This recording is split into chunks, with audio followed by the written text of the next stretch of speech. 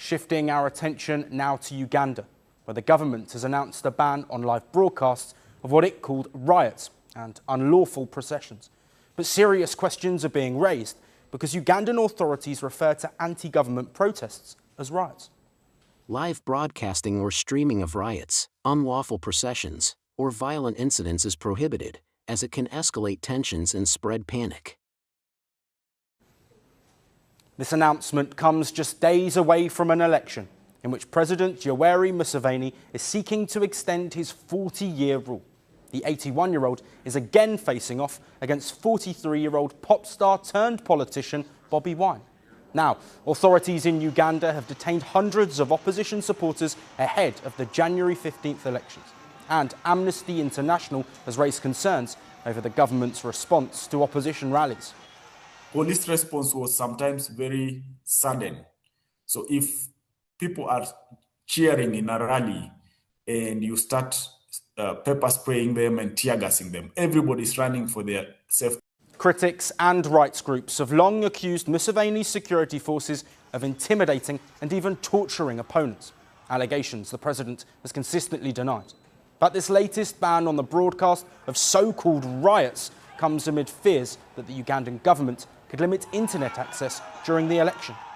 The authorities will want to shut down any possible means of communication with the internally and outside the country, because they are trying to seal any loophole that could be utilized by people. And as an organization, we are equally concerned, because if that happens, it makes it difficult to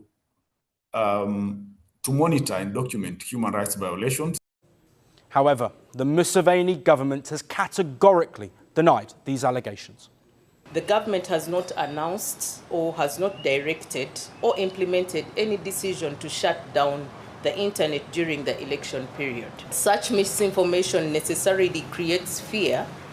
It undermines public confidence, and it also risks heightening tension at a critical national moment like this one. But further concerns have been raised after recent moves to stop Starlink internet access in the country. What followed were opposition claims that an internet blackout would prevent supporters from mobilising and sharing election results. Now, election controversy in Uganda is not new. In 2021, when both Museveni and Wine both ran for office, ahead of the election, more than 50 Bobi Wine supporters were killed by security forces. They accused Museveni of stealing the election, something he denied.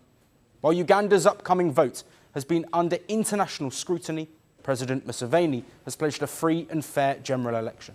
His opponent, Bobi Wine, is very popular, especially among the youth. Huge crowds have gathered during his campaign. The broadcast ban announcement means Wine's rallies may not be visible to those not in attendance. And for those on the ground, a security response or possible arrests may follow. In the coming days, it will become